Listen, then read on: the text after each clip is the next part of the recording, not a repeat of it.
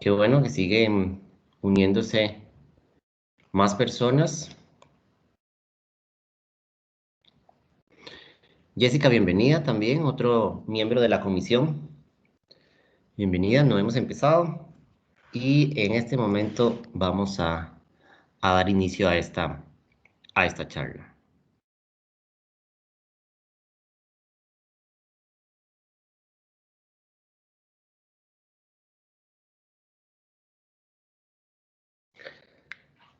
Nuevamente, buenas noches a todos. Gracias por conectarse a esta charla organizada por la Fiscalía Ejecutiva del Colegio de Ingenieros Agrónomos. Para nosotros es un placer presentarles a la ingeniera zootecnista Mónica Madrigal, quien nos trae el tema de biotecnologías en reproducción para especies silvestres y un tema muy actual. Para nosotros ya no es un tema tan tabú para lo que es las ciencias agrarias ni la zootecnia, lo que es las especies silvestres, y sin embargo siempre vamos a encontrar cosas muy nuevas y cosas para poder aprender cada día. Para comentarles un poco de la expositora, la ingeniera Mónica Madrigal es bachiller y licenciada en Ingeniería Agronómica con énfasis en zootecnia de la Universidad de Costa Rica. También estudió el máster en Ciencias Animal en los Trópicos por la Universidad Federal de Bahía, en Brasil. Realizó su maestría en la línea de investigación de procesos y productos biotecnológicos con énfasis en la reproducción animal. Es miembro de la Asociación Latinoamericana de la Producción Animal, de la Red Iberoamericana de Conservación y Utilización de los Recursos Zootécnicos y miembro activo del prestigioso Grupo de Estudios de Reproducción Animal en la Universidad Federal de Bahía. Premiada en el 2014 con el tercer lugar por Latinoamérica de la competencia de Alltech Young Scientist, galardonada por la Universidad de Costa Rica en el 2014 también en el evento de la Jornada de Ganadores. Cuenta con una mención de honor en sus trabajos finales de graduación y en el 2019 le fue entregada la medalla de honor al profesional joven en el Colegio de Ingenieros Agrónomos. Cuenta con 15 años de experiencia en la docencia, 8 años en la investigación y en la extensión. También alrededor de 20 publicaciones científicas, tiene parte en la coordinación y la participación en 12 proyectos de investigación en la reproducción animal. También presenta trabajos científicos y las capacitaciones en Panamá, Chile, España, Holanda y Brasil. Actualmente es docente de las instituciones como la UCR, el Tecnológico de Costa Rica, la Universidad Nacional y consultora para el MISIT. Bienvenida, Mónica, este auditorio es todo suyo y gracias por compartir su conocimiento. Bueno, primeramente, gracias a todos los asistentes. Voy a empezar esta charla. Permítanme compartir pantalla. Sé que es viernes de noche, estamos un poco cansados y a veces entre más feriados tiene uno, más quiere, ¿verdad? Que lleguen rápido el fin de semana. Entonces hice esta presentación. Espero hacerla que fluya bastante bien. Me pueden ir preguntando todo lo que deseen preguntar. Este es un tema muy amplio. Traté de hacerlo muy didáctico con muchas imágenes para que no nos cansemos tanto la vista. Pero de igual forma, si ustedes quieren ampliar informaciones, yo quedo a la disponibilidad. Bueno, Gracias. Mónica, perdón, sí. antes de comenzar, recordarles a todos los que Ujú. nos escuchan que pueden ir haciendo sus preguntas en el chat. Yo las voy a ir recopilando para que en algún momento, cuando Mónica no lo tenga bien, pues vamos haciendo las preguntas. Pueden interactuar también, piden la mano con la manita, perdón, piden la palabra con la manita y cualquier cosa, pues aquí vamos a estar asistiéndole a Mónica por este lado. También pueden irnos escribiendo desde donde nos escuchan y ahí lo vamos haciendo bastante ameno. Mm, Adelante. Perfecto, cualquier cosa que haya alguna deficiencia en la transmisión me avisan porque entonces quito la cámara para mantener la calidad de la imagen de la presentación. Bueno, este tema se llama biotecnologías reproductivas existentes. Esto es muy importante tenerlo claro. Esta charla es sobre la existencia de las biotecnologías reproductivas. Ya sí vamos a hablar de un tema de aplicación, desarrollo, o investigación de las mismas, ahí ya sería otra charla, ¿verdad? Otro tema totalmente diferente. Entonces, lo que vamos a hacer es abrir una sombrilla de todas las biotecnologías reproductivas que se han investigado y difundido en el mundo en especies silvestres para que ustedes tengan ese conocimiento general. Bueno, voy a empezar con los objetivos tradicionales de las biotecnologías reproductivas. Nosotros utilizamos biotecnologías reproductivas en la producción animal día a día.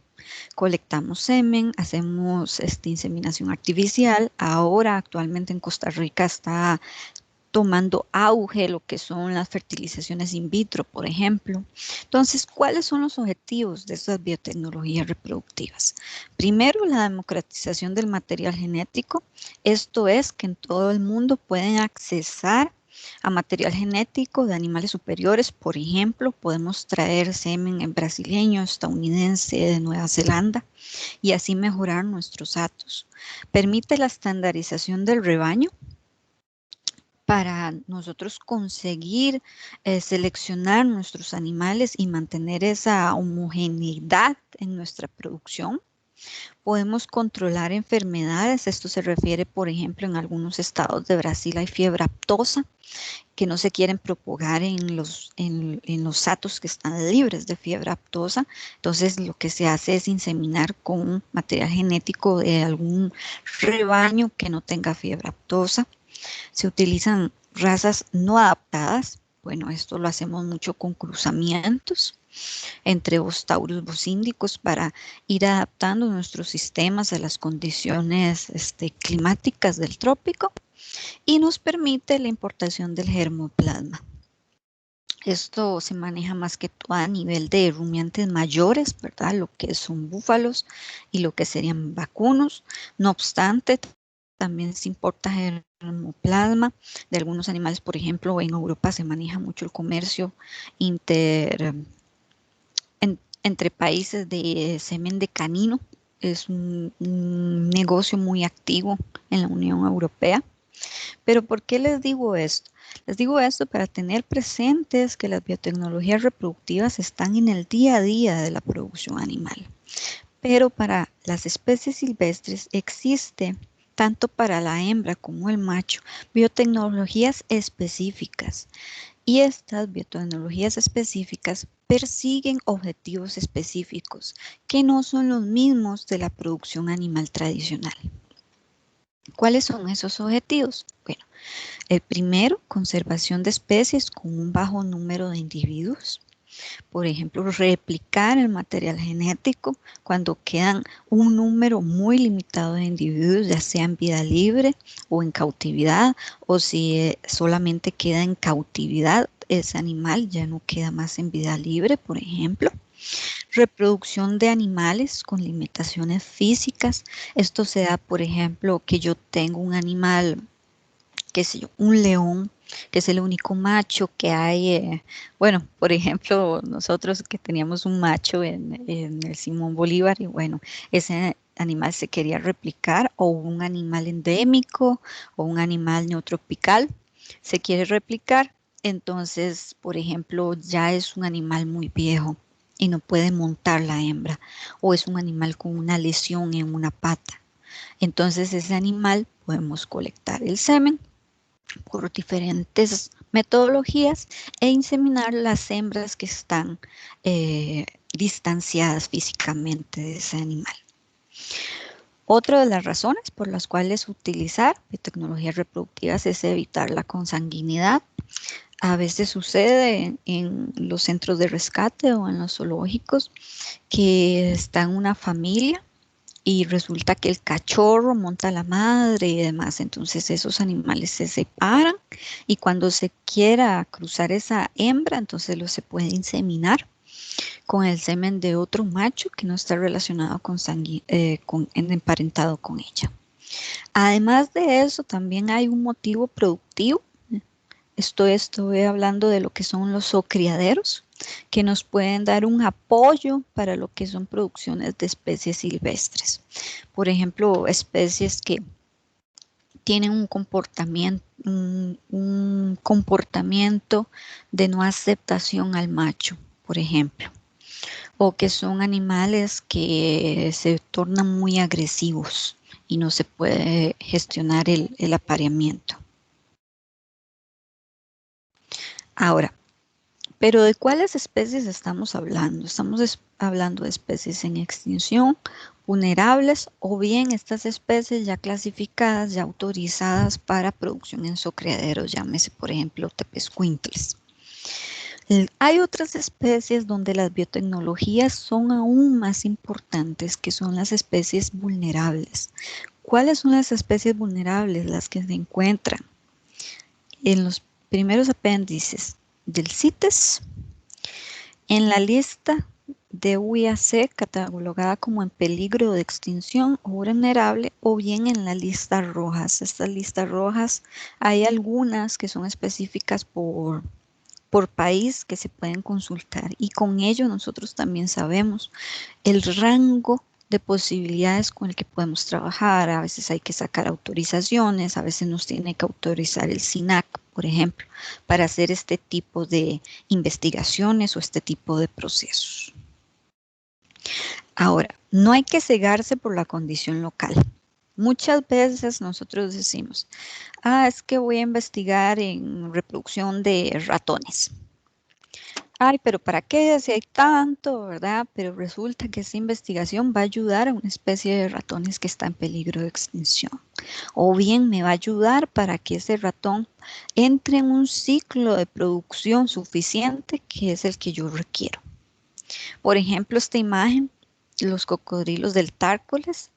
Yo actualmente, bueno, desde hace algunos años estoy realizando una investigación en lo que es reproducción de cocodrilos, y me decía la gente, uy, pero ¿para qué usted investiga eso? ¿No ve que en el Tárcoles hay montones? Ya no necesitamos que se reproduzcan más.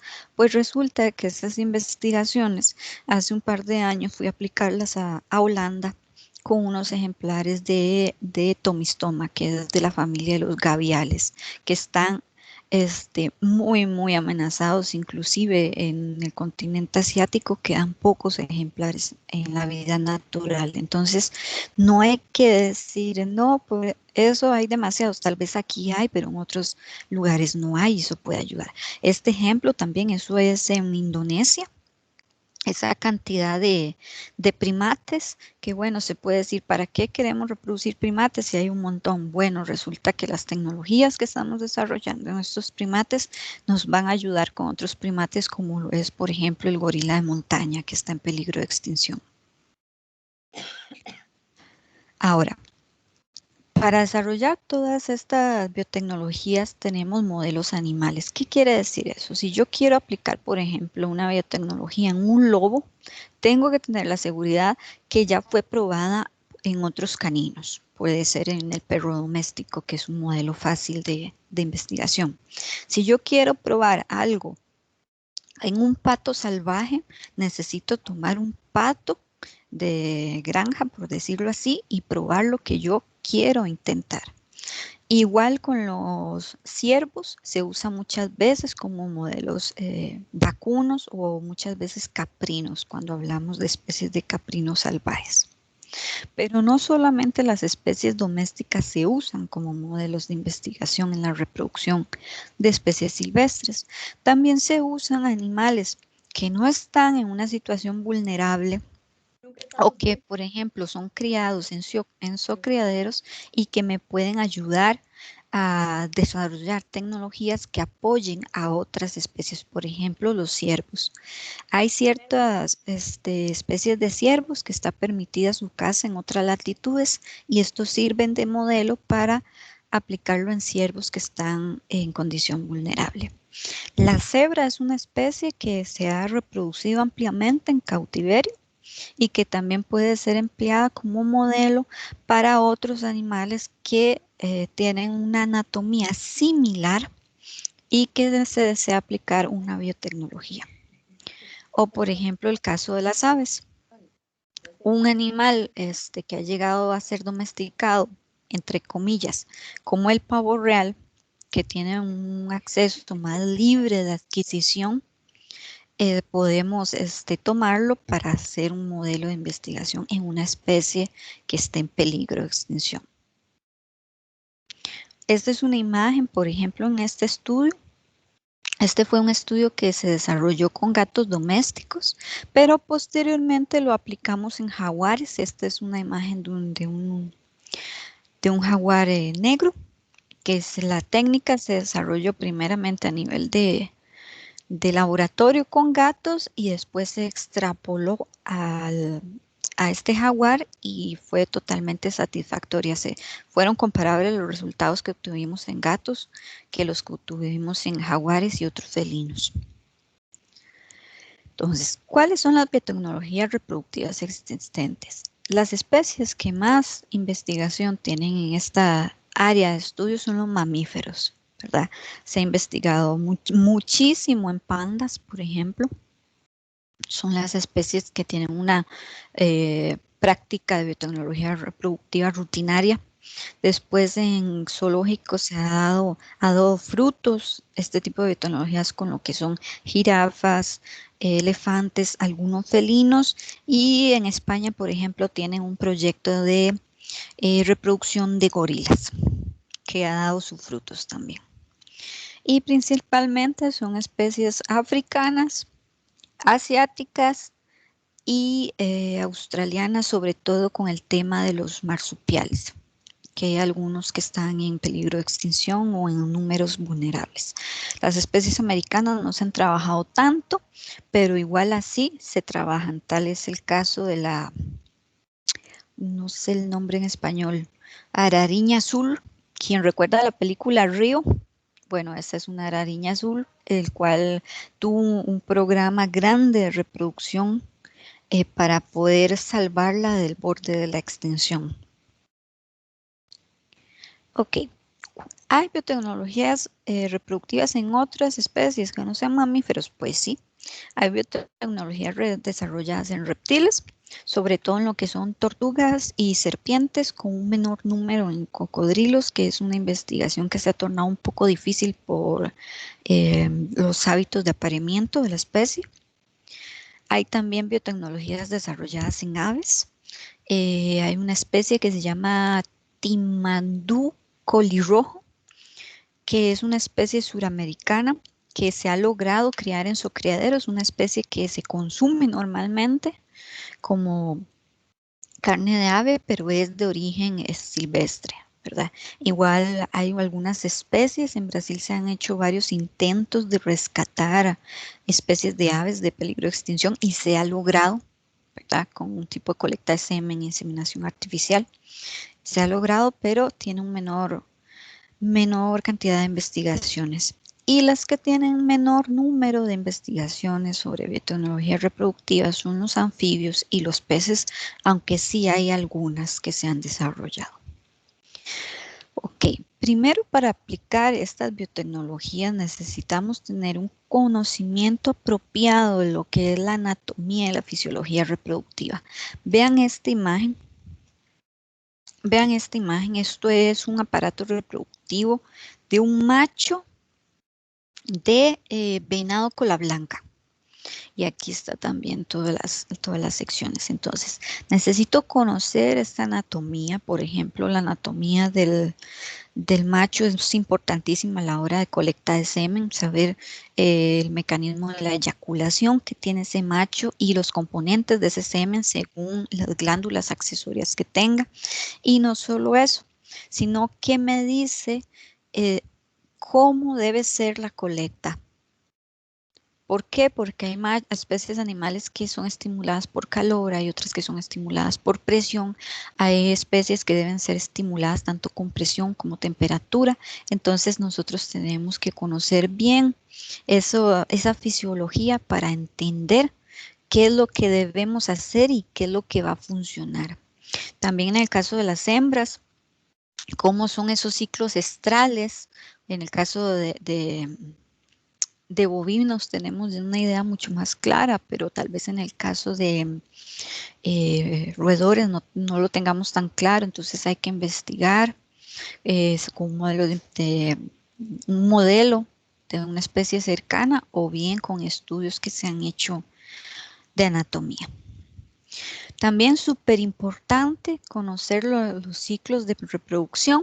Esto es una estrategia reproductiva que se necesita conocer. Por ejemplo, cuándo es que estos animales generalmente se reproducen, ¿verdad?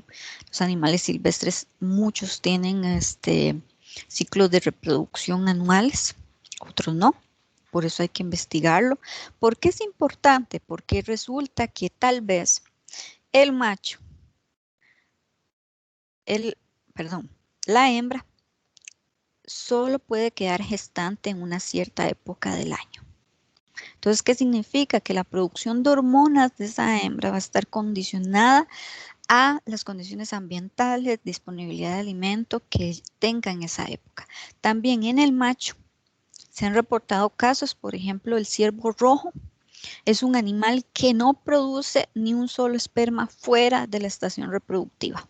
Entonces yo llego sin conocimiento de ese ciclo de reproducción y digo, ay, un ciervo rojo y es, qué sé yo, invierno, voy a colectarle semen.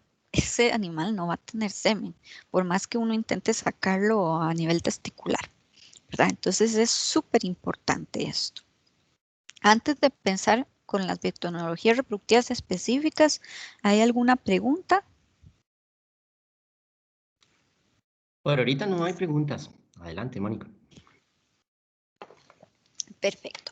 Entonces, he dividido esta presentación en lo que son biotecnologías reproductivas en machos y lo que son en hembras. Al final, cuando hablo del proceso de congelamiento, voy a hablar de las dos juntas brevemente, pero estructuré de esta manera la charla para que quedara más comprensible. Principalmente, no quiero decir exclusivamente, hay biotecnologías reproductivas que se usan en machos de vida silvestre, como cuáles, como el ultrasonido testicular, la colecta de semen, la evaluación seminal, la refrigeración del semen y la criopreservación y almacenaje. Cuando yo hablo de criopreservación me estoy enfocando en lo que es congelamiento para que no haya confusión con lo que es refrigeración. La primera biotecnología es el ultrasonido testicular. El ultrasonido es una técnica de diagnóstico de imágenes que me va a proveer de una imagen, en este caso del testículo y de los tejidos cercanos. Dependiendo del ultrasonido, hay varios tipos de ultrasonido, pero por ejemplo este es un ultrasonido modo B. Este es un testículo de un jaguar. Y aquí intentábamos ver el estado de este testículo. Entonces, por ejemplo, la persona que desarrolla este tipo de estudios sabe si este tamaño es normal, si hay alguna aparición de partículas de calcio que me indicaría unos inicios de degeneración testicular, y además aquí puedo ver epidídimo, puedo ver parénquima celular, puedo ver túnicas, así como ver alrededor del testículo si se presenta algún tipo de inflamación o algún tipo de problema. Repito, esto es realizado por una persona que tenga conocimiento en ultrasonido. ¿Por qué es importante? Muchas veces nosotros vemos un animal que no monta, un animal que tal vez presenta algún tipo de dolor y resulta que tiene una inflamación testicular, puede ser una orquitis o puede ser una epididimitis, eso depende. Pero bueno, y nosotros al realizar el ultrasonido nos damos cuenta de que el animal tiene una gran inflamación o que el animal, la anorexia y todo este comportamiento que ha tenido es porque tiene un quiste, ¿verdad? O puede ser que ese animal está con un testículo degenerado o con algún problema a nivel testicular y por eso no está preñando las hembras, por ejemplo. Entonces, a ese animal hay que darle el tratamiento apropiado que designe el veterinario que esté asociado al animal para que no haya más problemas. Entonces es muy útil para lo que es detección de padecimientos. La colecta de semen es una biotecnología que me permite tres cosas. Primero, evaluar el semen para saber cómo es ese semen de ese animal, si está en buenas condiciones o en malas condiciones, o inclusive si hay una condición, un padecimiento que se refleja en el espermatozoide que tiene ese animal, ¿verdad? Ahora, ¿cuáles otras cosas me sirve para lo que es emplearlo en inseminación artificial en fresco? Y la tercera cosa es que me sirve para criopreservar ese material genético. El material genético se puede criopreservar por años. Entonces, si solo hay un individuo en un continente de una especie, yo puedo criopreservar ese material genético. O, por ejemplo, cuando ya ese animal es cazado, también se puede criopreservar ese material. O bien cuando son animales de caza, pero se quiere tener un banco de esos animales, por ejemplo, un ciervo, un ejemplar de ciervo muy valioso y que valga la pena replicar esos genes. Entonces, hay varios tipos de colecta de semen. Esta que estamos viendo acá, esto es un jaguarundi y esta técnica es por masaje de la ámpula rectal y lo que busca es una estimulación de la próstata para que haya una eyaculación. Esta es otra técnica digital, de masaje digital. Esto es un ejemplar de cocodrilo americano, Cocodrilus acutus, que se hace a nivel de cloaca, un movimiento sobre los conductos deferentes y se obtiene el semen. Este es un ejemplar brasileño, este es un ejemplar costarricense. Hay otras técnicas, por ejemplo, de estimulación manual. Por ejemplo, esto es una uva. Y lo que se hace con las serpientes es una serie de masaje sobre la segunda mitad del cuerpo. Se va masajeando y el animal expone los semipenes y de ahí es colectado por aspiración el semen de estas especies. Otros tipos de colecta de semen son la electroeyaculación. Aquí se aprecia el electroeyaculador. Eso es una cosa importante. Para muchas especies silvestres son utilizados equipamientos que se utilizan en especies domésticas. Por ejemplo, esto es un caucel y este equipamiento es de gato doméstico. No siempre es así. A veces se desarrollan equipos específicos. Por ejemplo, este equipo que ustedes pueden ver ahí es un electroeyaculador de elefante. Entonces, tiene que ser del tamaño apropiado para que llegue a la próstata, el voltaje apropiado para que se produzca esa eyaculación. Aquí tenemos otro ejemplo. Esto es una electroeyaculación de tapir. Es una danta. Entonces, aquí están haciendo toda la recolección del semen por medio de estimulación eléctrica. ¿Y cómo es eso? Bueno, resulta que este aparato ingresa vía anal al animal. Acá tiene unos electrodos.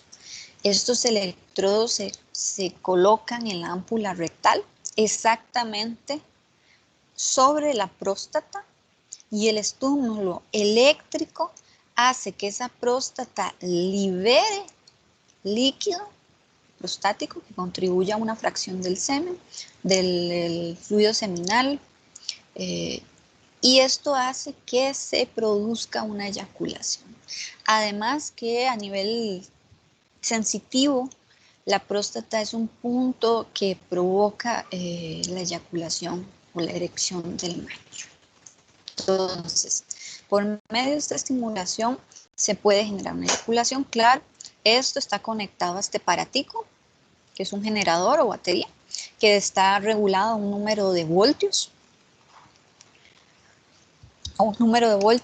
generalmente ascendentes cada cierto tiempo y por un número de ciclos definidos. Y esto está definido por cada especie, ¿verdad? Entonces, algunas especies necesitan mayor voltaje, otras menores, y también se puede regular manualmente en el caso de que sean machos que presentan poca respuesta. Ahora, está también la colecta epididemaria. Este es un testículo de tepezcuintle posterior al sacrificio del animal se extrajeron los testículos y de aquí se puede hacer una colecta a nivel de epidídimo de espermatozoides. También esto se ha hecho, por ejemplo, esto es un ciervo rojo en época reproductiva.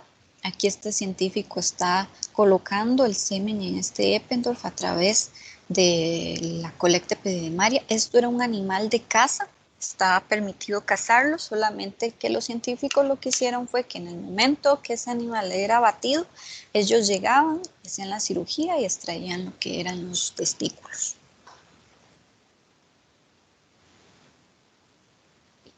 Otro método de colecta es la cateterización uretral. Esta imagen es de un jaguar. Y aquí, si ustedes son atentos, pueden observar que aquí está el pene y esta es la sonda o el catéter. Vean aquí, se ve el semen saliendo. Entonces, esto funciona por capilaridad. Y bueno, hay unos mecanismos de farmacología que hay que emplear para que este semen sea liberado y pueda ser capturado por esta sonda. Es muy bajo el volumen, pero aún así en felinos es una técnica que está recientemente siendo usada y ha tenido mucho éxito. Ahora, como les decía, extraigo el semen, puedo hacer una evaluación seminal. Esa evaluación tiene varios criterios. En la charla anterior que está disponible por el colegio, tengo una de evaluación seminal donde se aborda a fondo todos los parámetros de calidad seminal, la cual ustedes pueden ver en caso de que deseen más información. Esto es un video muy rústico, hecho a microscopio. Esto es semen de caucel, recién extraído por la técnica de colecta uretral. Entonces aquí yo veo el movimiento y la velocidad. Como un movimiento, si el espermatozoide va para el frente, si el espermatozoide da vueltas, si el espermatozoide va erráticamente. Entonces eso lo observo. Hay escalas, por ejemplo, en silvestres, a menos que sean rumiantes, no se ve lo que es motilidad basal, pero siempre se ve lo que es motilidad total, que significa cuántos espermatozoides presentan movimiento en esa muestra, y motilidad progresiva, que me indica cuántos espermatozoides se mueven hacia adelante, que eso está relacionado con la fertilidad. O bueno, hasta el momento todo lo que se ha indicado es que el movimiento progresivo está relacionado con la fertilidad. Hay algunas tesis de que esto no es así, pero no han llegado a demostrarse. Otro criterio que yo voy a evaluar es el vigor espermático. El vigor espermático se traduce como la fuerza del movimiento. Entonces, si un espermatozoide de un animal va ahí aperezado, o si no tiene movimientos progresivos, es una serie de criterios el vigor, tanto de fuerza como de velocidad y dirección, que me indican la calidad de ese semen. Otro criterio que también voy a ver es la forma de esos espermatozoides. Esta es una muestra de jaguar. Entonces yo lo que veo es ese espermatozoide como es. Las especies suelen diferenciarse en la forma de la cabeza. Por ejemplo, los mamíferos tienden a tener una forma ovalada o redondeada. Las aves una forma más como de media luna, igual que los ratones. Y por ejemplo, los reptiles tienden a tener una forma más filiforme. Eso es importante porque a la hora yo de observar un espermatozoide, tengo que saber cuál es la figura normal que él tiene que tener. Hay formas anormales, por ejemplo, teratogénicas, que son dos cabezas, o por ejemplo, microcéfalos, que es una cabeza muy pequeña a lo que se espera, o una cabeza muy grande a lo que se espera, o bien anormalidades en la etapa de espermatogénesis que se evidencian, por ejemplo, con gotas. Esto es citoplasma que ha quedado atrapado en la cola, o bien deformaciones de cabeza que son más graves porque esto también me va a afectar lo que es la fertilización, e inclusive se pueden observar anormalidades de cabeza que me indican una deficiencia a nivel de ADN. Entonces esto es súper importante. Otro criterio que se evalúa también es por medio de tinciones. Estos son tintes. Hay un gran número de tintes. Por ejemplo, esto es un semen de Yaguarundi en el que estamos evaluando la integridad de la membrana, la integridad estructural de la membrana. Entonces aquí lo que me dice con este tinte es si la membrana de la cabeza está dañada en algún punto, y eso me va a comprometer la vida de ese espermatozoide. Es decir, cuando están dañadas, son espermatozoides o que murieron o que van a morir en un corto plazo. Entonces es súper importante porque puede ser que yo encuentre un espermatozoide que tiene, una muestra seminal que todos estén muertos o que estén prontos a morir. Entonces es una dosis que yo no puedo congelar, no puedo inseminar, prácticamente la tengo que desechar. Otro aspecto que se evalúa es la integridad de la membrana a nivel de funcionalidad. Recordemos que los espermatozoides son células animales y como tales tienen una bicapa lipídica con canales, ¿verdad? Tienen acuaporinas, canales de calcio y demás. Entonces, ¿qué también están funcionando esos canales a nivel de regulación osmótica? Entonces también puedo hacer otras pruebas que me indican qué cantidad de espermatozoides está funcionando o qué cantidad de espermatozoides tiene una membrana que está funcionando. Hay otras tecnologías también. Esto es una imagen de una citometría de flujo al semen de un Yaguarundi, y esto me indica cuáles animales tienen una vitalidad, se le llama esto. Entonces, por ejemplo acá, eso varía, como cada equipo me dice que estos están muertos, que estos están vivos y que estos ya casi se mueren y estos también, ¿verdad? Estoy haciendo un ejemplo hipotético, no es lo que representa cada cuadrante, porque cada cuadrante está determinado por el citómetro con el que se haga, pero es un ejemplo. Otra tecnología también que se usa actualmente y que tiene un crecimiento reciente son los sistemas CASA. Estos sistemas CASA son para análisis automático de la muestra seminal y me muestran, están conectados, por ejemplo, aquí pueden observar que está conectado este microscopio a la computadora y me da esta imagen. Ahí me puede decir criterios tanto de velocidad de movimiento como de forma, y me da otros criterios de velocidad que son imposibles de estimar para lo que es el ojo humano, que me dan una caracterización mayor de lo que es la muestra espermática. ¿Alguna pregunta hasta acá? Les recuerdo que cuando deseen pueden hacer sus preguntas por medio del chat y las vamos apuntando por acá. Por el momento no tenemos alguna pregunta, así que podemos continuar, pero cuando quieran o alzamos la mano y le avisamos a Mónica que podemos hacer la pregunta. Adelante. Seguimos, ok. Otra biotecnología que se emplea es la criopreservación, la refrigeración del semen. Para tener una refrigeración exitosa, entonces primero hay que utilizar el medio de colecta apropiado, posteriormente hacer las diluciones necesarias.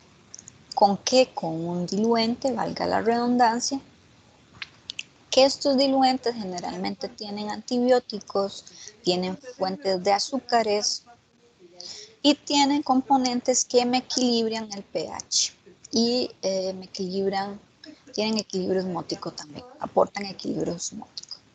Entonces, aquí, esto es una imagen de semen de tigrillo, que se le están haciendo algunas pruebas de membranas.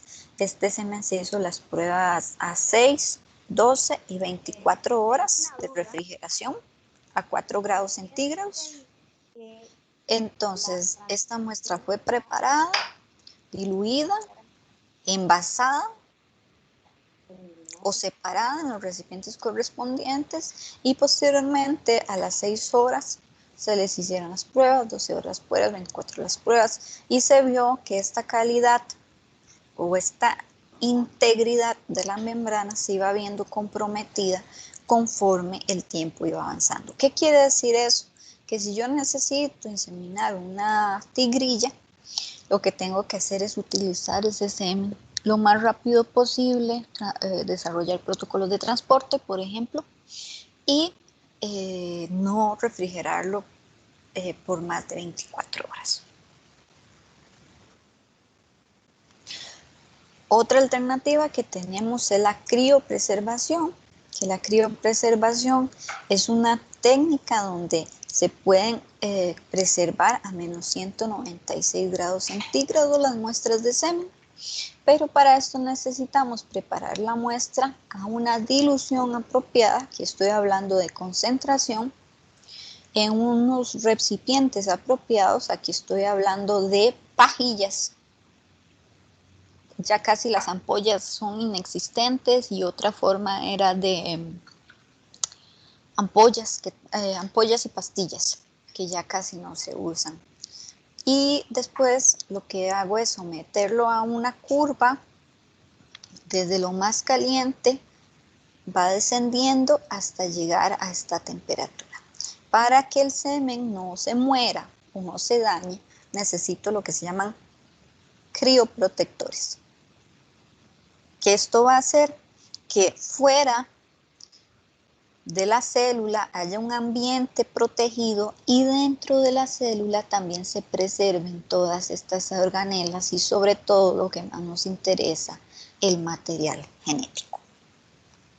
Entonces, la muestra la voy a evaluar, la voy a diluir, la voy a preparar con el crioprotector, le voy a dar un tratamiento de frío, primero refrigerado, por una cantidad de tiempo ya establecida y posteriormente la voy a pasar a lo que son el termo de criopreservación. Estos termos son estándares para todas las especies de animales. Se conservan a menos 196 grados. Previamente tuve que haber embalado o empacado todo este semen para que me quede más fácilmente realizar el proceso.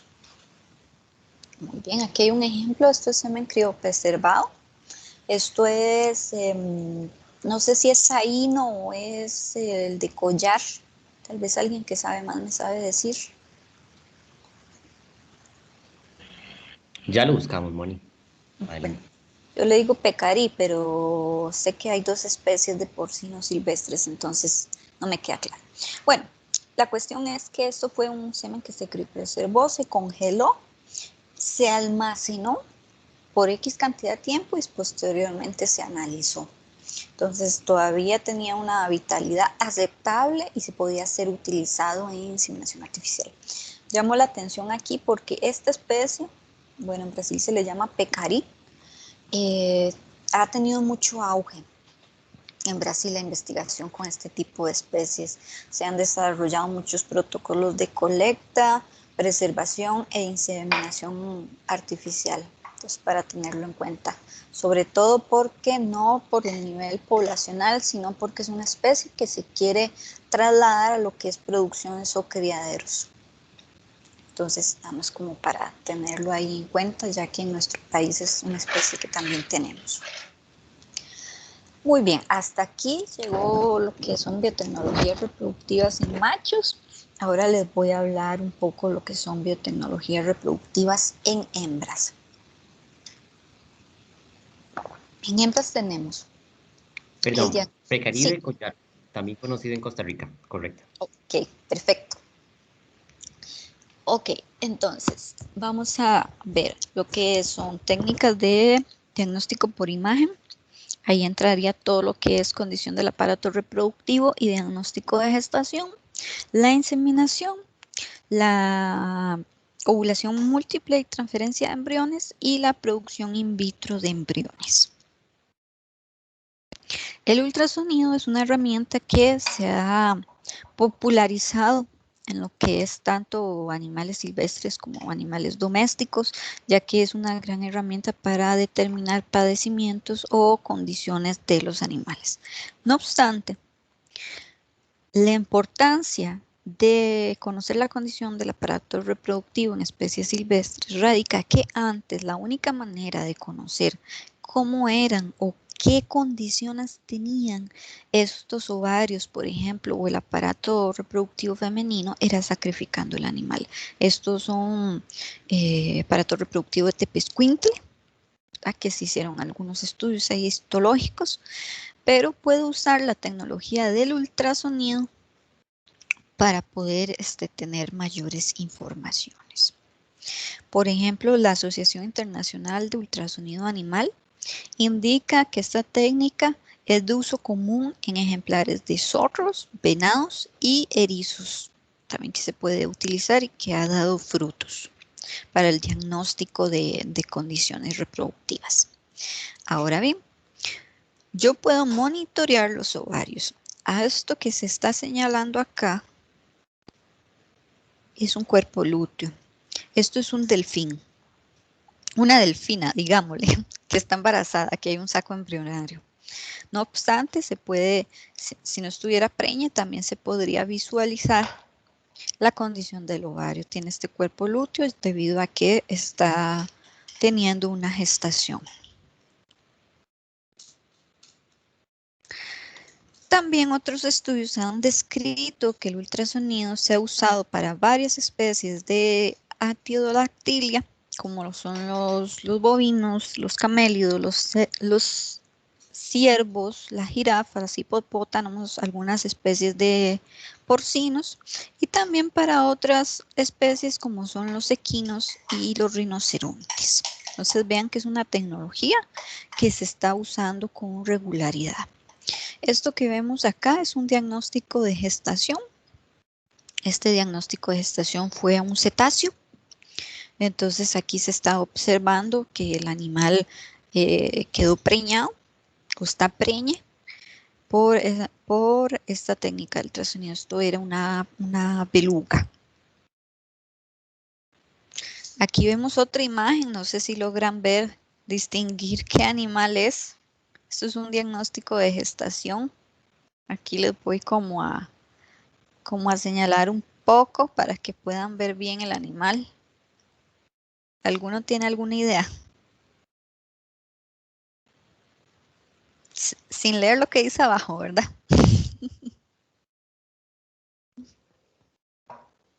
No se les parece a nada.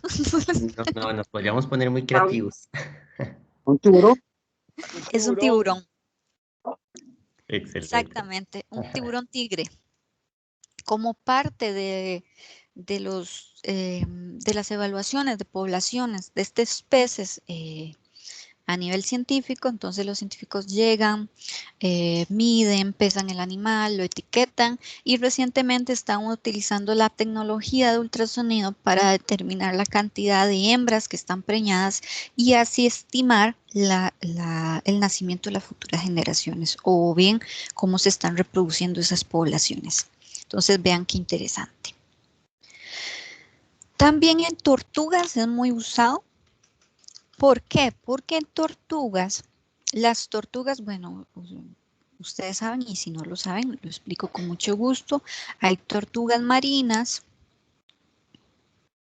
hay tortugas cuyo hábitat es el río y hay tortugas de tierra. Entonces, en estas últimas hay un gran problema. tienen hábitos de anidación que necesitan la tierra para desovar. Entonces, muchas veces, y les digo muchas veces porque ya vi muchas cirugías al respecto, esta tortuguita hembra quiere depositar sus huevos, pero resulta que vive en un patio que es un planche de cemento. O vive en un área donde la tierra es demasiado compacta y ella no puede excavar. ¿Qué hace esta tortuguita? Bueno, entonces dice, de ay, pero si no hay donde poner los huevos, me los dejo adentro. Y así se los deja adentro, literalmente. Entonces se llega a desarrollar un síndrome que se llama huevos retenidos, que es un huevo que se ha retenido, que no es viable, pero está obstaculizando ahí en el aparato reproductivo, me quita espacio, entonces el intestino se ve oprimido y esta hembra empieza a disminuir consumo y empieza a enfermarse, el dueño no sabe qué es lo que está pasando y resulta que tiene un montón de huevos acá, que cuando se sacan parecen que están prácticamente fosilizados, ¿verdad? Esa no es la palabra, pero cuando usted saca esos huevos son prácticamente una piedra. Recuerden que en el útero se deposita, en el aparato reproductivo de la hembra se va depositando el cascarón, entonces eso llega a afectar a las hembras testudinas. Ok. Otra biotecnología en hembras es la inseminación artificial. Vean que titular tenía la National Geographic, ¿verdad? ¿Puede la inseminación artificial salvar a las especies en peligro de extinción? Entonces, a lo largo del reportaje se desarrolla esto y se afirma que la inseminación artificial es una vía por la cual el ser humano puede ir recuperando estas poblaciones. ¿Por qué la inseminación artificial? ¿Por qué no simplemente se deja el león con la leona? ¿Por qué simplemente no se deja el macho con la hembra y hay que se diviertan? ¿Por qué? Porque hay limitaciones. ¿Como cuáles limitaciones? Físicas por parte del animal, como ya expliqué. Un animal que tiene una pata en mala condición, un animal que tiene una edad avanzada, aún produce espermatozoides viables, pero no puede realizar esa monta o no puede realizar ese ritual de cortejo requerido para que esa hembra lo acepte. Otra limitación son las limitaciones de distancia. ¿Qué hago yo si tengo un espécimen aquí que no puede ser trasladado por el estrés y todo lo que conlleva y resulta que esta es una hembra y el único macho está allá en Paso Canoas, ¿verdad? Entonces, esas limitantes pueden ser reducidas y limitaciones comportamentales que son muy comunes que ustedes saben que la hembra escoge al macho. Lo escoge a través de un cortejo o de un ritual de apareamiento. Al carecerse de estos rituales de apareamiento, muchas veces, no siempre, una hembra que está con un macho, simplemente ese macho no lo acepta. ¿Verdad? Que es una situación que pasa mucho en pandas, por eso se usa también mucho la inseminación artificial. Esa hembra no quiere aceptar ese macho, no le gusta algo de ese macho. Posiblemente sea un asunto de selección, ¿verdad? Ese macho no tiene las mejores características y demás, pero por medio de la inseminación artificial podemos sobrepasar todas esas barreras.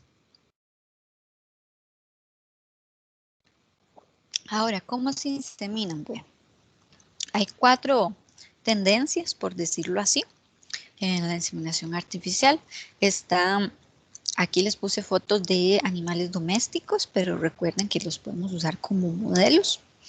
En el caso de los caninos, porcinos y vacunos, se hace la inseminación tradicional, que es a nivel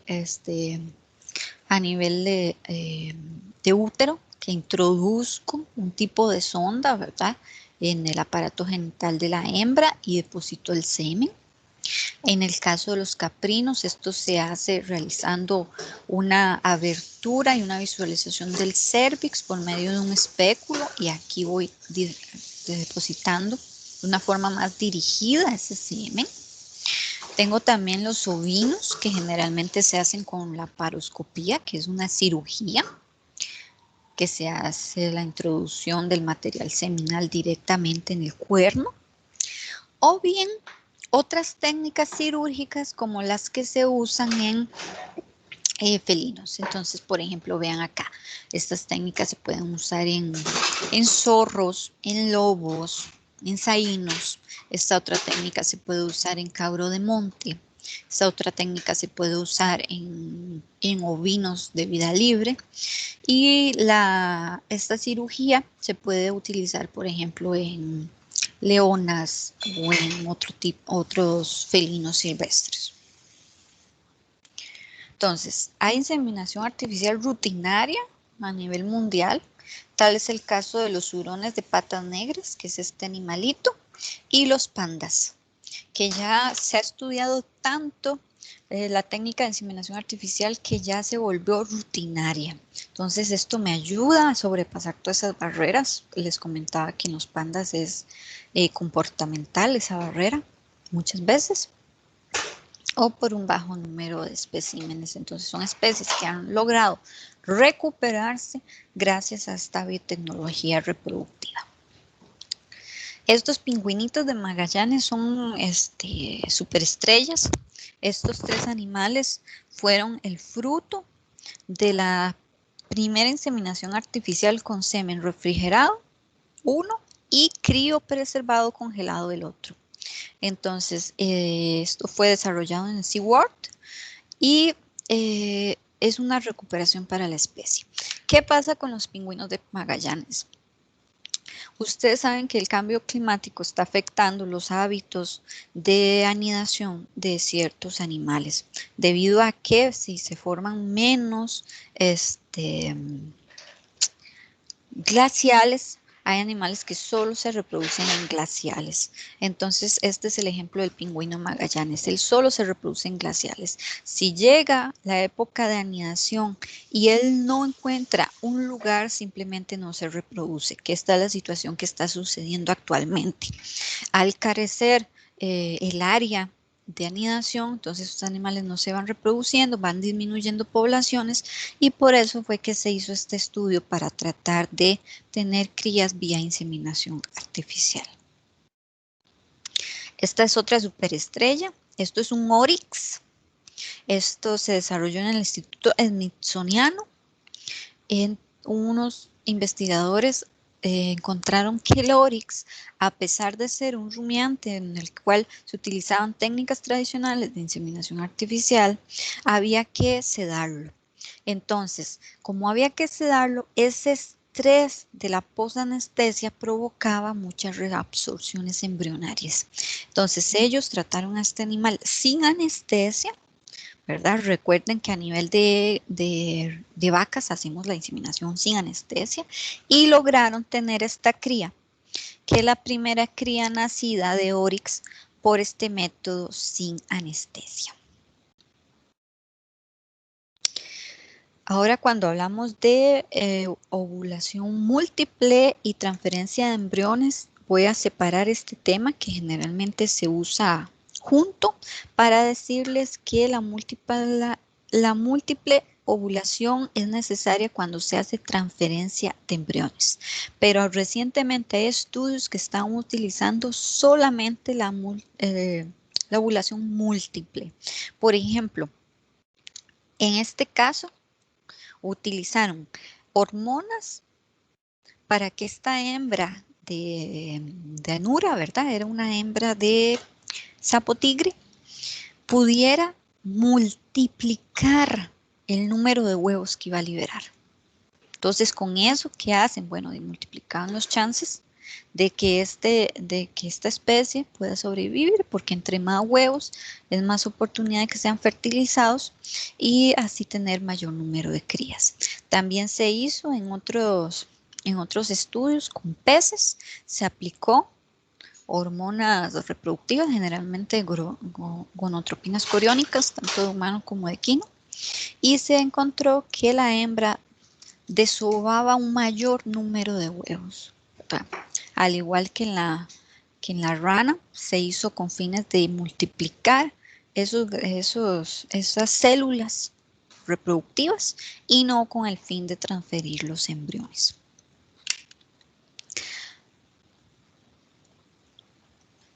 No obstante, sí se han hecho transferencias de embriones, sobre todo con lo que son donadoras silvestres, pero receptoras de animales domésticos. Entonces, cuando se estaba desarrollando la inseminación artificial y otras biotecnologías en cebras, no habían suficientes vientres para que fueran receptoras. Entonces, ¿qué se hizo? Se realizó la ovulación de estas hembras, se hizo una colecta de embriones a nivel transvaginal y estos embriones que fueron colectados de la hembra fueron trasladados a una hembra receptora, una yegua, ¿verdad?, de un equino doméstico.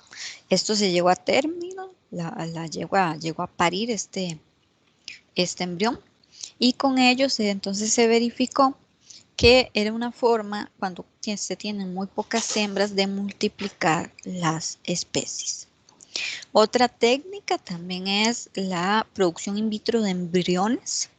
Estos investigadores desarrollaron varias investigaciones, valga la redundancia, con especies de cérvidos japoneses. Entonces se hacía una colecta de ovocitos de una hembra y estos eran fertilizados en el laboratorio y trasladados a otra hembra receptora. Esta fertilización de in vitro, como su nombre lo dice, se hace a nivel de laboratorio y se puede usar dos maneras.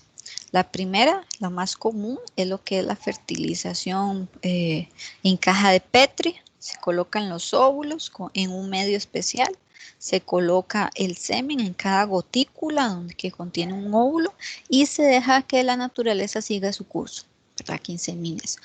Otra alternativa es la ICSI, la inyección intracitoplasmática de esperma, que se utiliza cuando se tienen pocos espermatozoides o estos espermatozoides no tienen una característica ideal de motilidad o suficiente para llegar hasta este óvulo. Entonces, literalmente se toma el óvulo y se toma una inyección, entre comillas, se coloca el espermatozoide que yo quiero, con el que yo quiero inseminar este óvulo y directamente en el óvulo para la fertilización.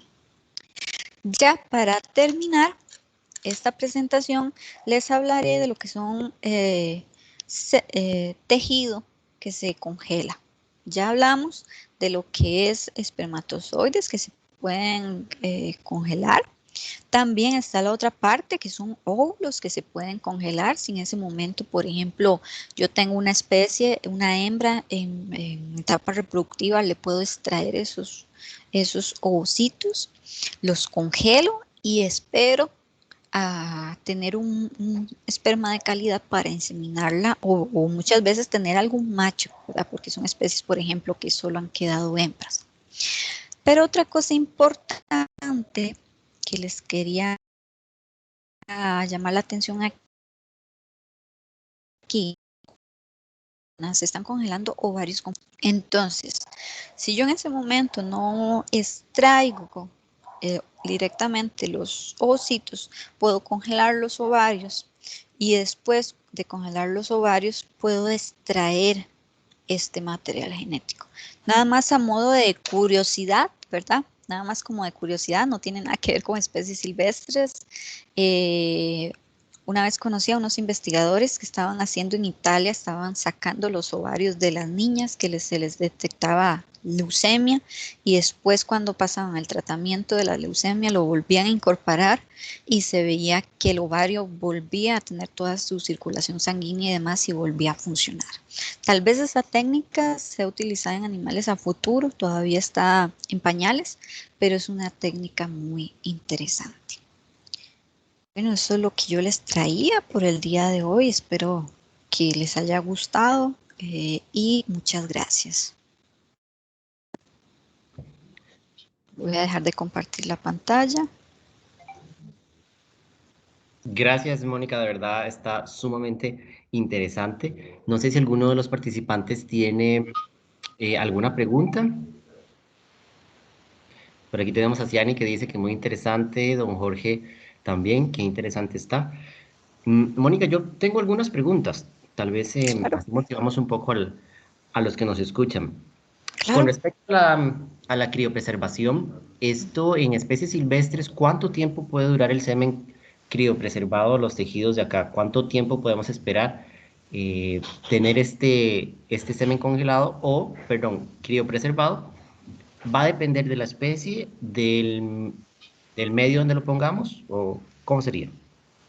Ok, se puede, si la criopreservación se hace correctamente, pueden ser años, inclusive décadas.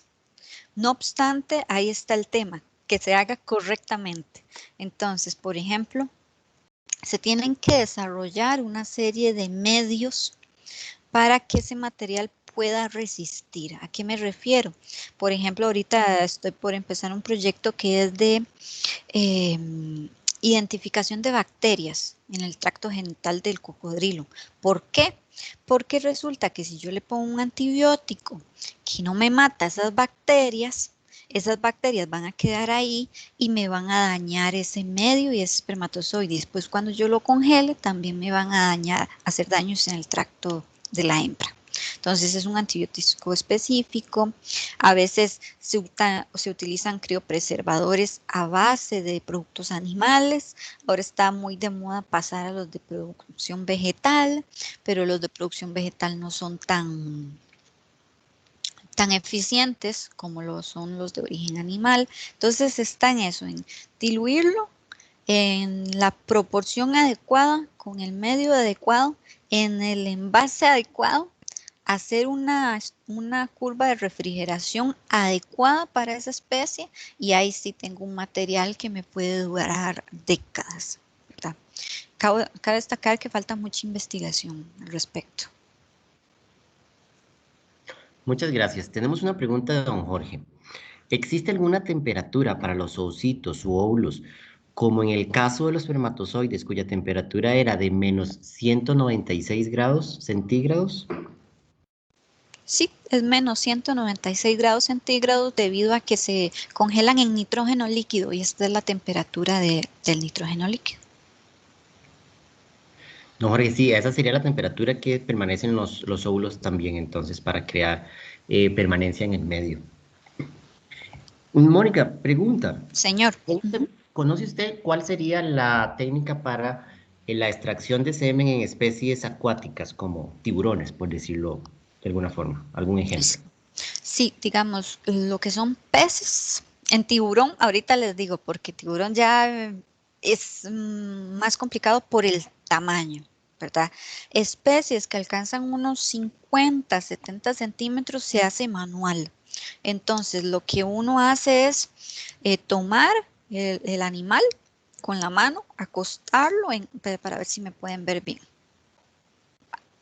Ahí, uno lo acuesta, ¿verdad? Bueno, tiene que primero hacer la sedación, generalmente con compuestos de clavo de olor, lo captura, lo envuelve en una toalla, lo pone en esta posición y le va masajeando todo lo que es la pared celómica de esta manera. Y eso hace que el macho libere el semen, ¿verdad? Ahora en especies mucho de mayor porte, ¿verdad? Ahí sí tendríamos que tener una logística de lo que es tener bien humedecidas las branquias, elevar el animal, elevarlo para que sea un abordaje desde abajo y poder, igual con la misma técnica por masaje celómico, poder extraer ese semen. Muchísimas gracias. Con gusto. ¿Alguna otra pregunta que tengan, alguna otra duda o algo que no les haya quedado claro en la charla? Creo que están escribiendo algo en el chat.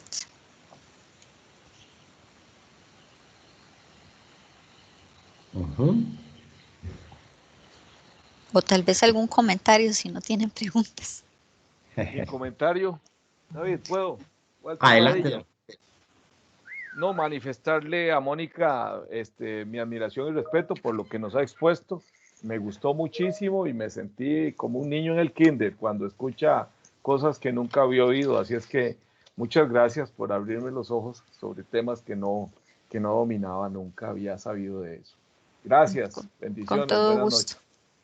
Tenemos una pregunta de Gloriana. Dice, ¿qué determina qué tipo de inseminación usar en cada especie? ¿Sería por la anatomía del tracto reproductor? Sí, así es, Gloriana. Por ejemplo, en el caso de los ovinos, no se puede hacer una inseminación a nivel cervical por el tipo de cervix que el ovino tiene, que es unos anillos tortuosos, entonces hay que sobrepasar esa barrera y llegar hasta el útero. Por eso es que, por ejemplo, en ovinos se hace la paroscopía. En el caso de rumiantes que tienen un tracto, por ejemplo, parecido a las vacas a los ciervos, entonces sí se puede hacer a nivel cervical. También otra cosa súper importante para determinar el método de inseminación artificial es la agresividad del animal. A pesar de que nosotros tengamos mejores resultados qué sé yo, en una hembra de puma o haciendo una inseminación cervical, la agresividad del animal no va a permitir que los medios de contención sean lo suficientes para poder hacer este tipo de inseminación. Entonces hay que hacer una cirúrgica, por ejemplo. Gracias, Mónica. Natalie, adelante con el comentario. Si quiere, nos lo expresa con su propia voz. Adelante. Muchas gracias. Bueno, saludos, Mónica. Muchísimas gracias por esta charla tan interesante. A mí me encantó. Todo fue sumamente nuevo, digamos, para mí.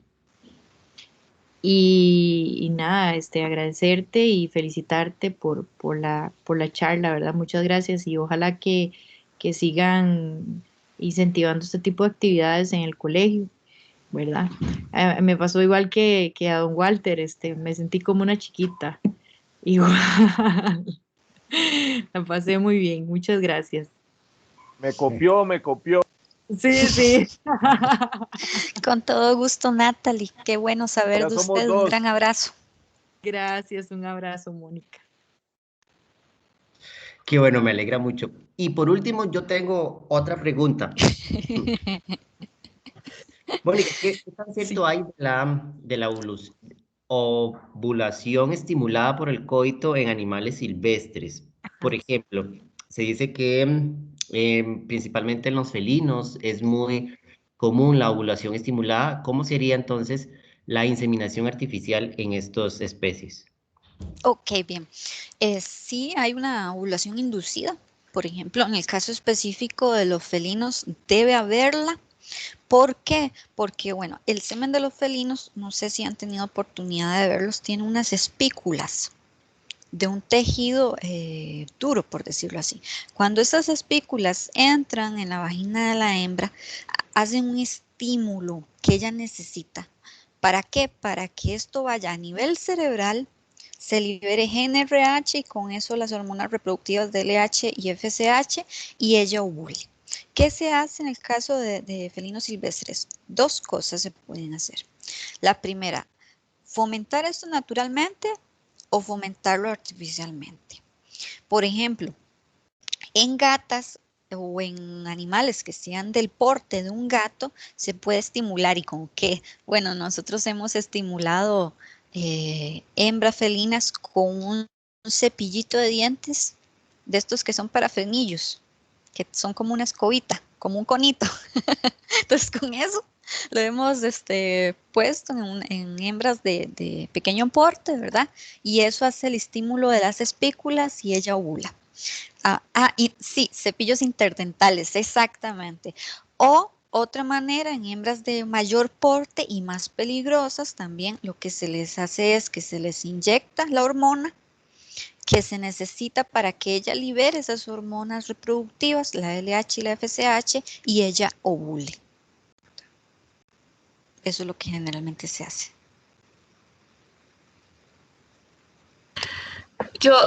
Perdón, yo tengo una pregunta. Mónica, ¿y qué porcentaje de éxito tienen estas estas técnicas, ¿verdad? Porque al ser artificiales, me imagino que, sí, que pueden fallar. Claro que sí, Gabriela, por supuesto. Se mantienen parecidos los rangos cuando se hacen en una especie que se conoce perfectamente. En pandas es bastante alto ya que están muy estudiados y demás, pero rondan así como el 50% la inseminación artificial y comienza a bajar con lo que son técnicas ya más de manejo de la célula, por ejemplo, en transferencia de embriones o el más bajo es en producción in vitro de embriones que puede rondar un 30, un 20%. Pero eso depende de qué tanto se tenga estudiado el animal, ¿verdad? Ahora, con lo que es criopreservación de semen, es muy alto el porcentaje de éxito. Me refiero a que estas células sobrevivan el proceso. ¿Verdad? Entonces están por encima del 60% las que sobreviven el proceso. De igual forma, se me fue lo que les iba a decir. De igual forma, en especies donde son muy bajas las cantidades y hay limitaciones, por ejemplo, comportamentales o estacionales, sí da un gran apoyo este tipo de biotecnologías.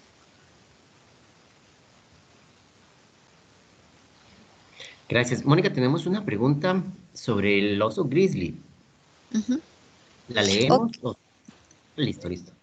Ok, bien. Natalie, bueno, en oso he leído lo que es el desarrollo de colecta de semen y criopreservación de semen. Ahora, no creo, ¿verdad? No es de mi parecer que sea igual a los osos panda, porque son dos continentes diferentes, dos climas diferentes, dos dietas diferentes, ¿verdad? Entonces puede ser que hayan diferencias, pero sí podríamos extrapolar todo lo que es criopreservación, todo lo que es extracción, por las similitudes anatómicas que pueden tener. Ahora, ya hablando de inseminación artificial, no he leído, pero puede ser que ya se hayan hecho algunos avances. Igual, como es una especie en peligro de extinción, primero se utilizan otro tipo de osos que no estén tan amenazados para probar primero todas este tipo de biotecnologías.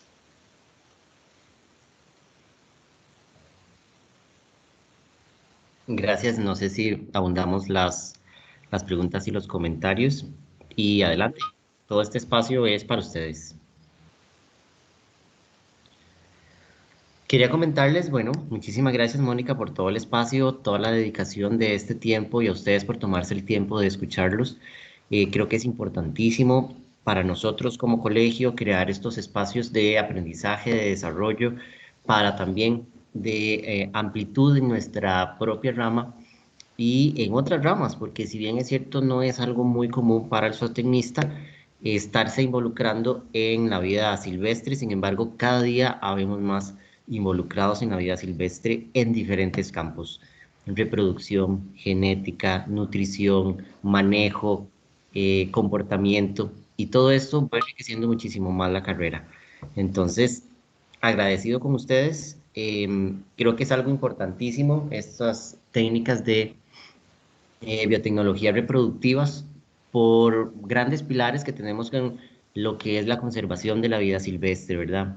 Lo que es la educación, la investigación y la conservación de la misma, pues estos pilares nos van a llevar a poder tener un gran sentido de conservación del material que tenemos ahorita. Somos responsables de perdurar este tipo de especies que se han visto amenazadas por acciones del hombre, prácticamente y muchas.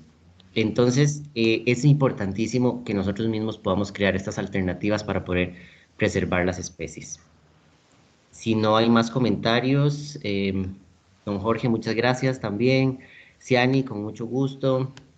Natalie y los demás oyentes, muchísimas gracias, les agradezco el tiempo y espero verlos pronto. Gracias, Mónica. Con todo gusto, que estén muy bien, buen fin de semana. Muchas gracias. Chao. Buenas noches. Buenas noches. Buenas noches, hasta luego. Muchas gracias, buenas noches.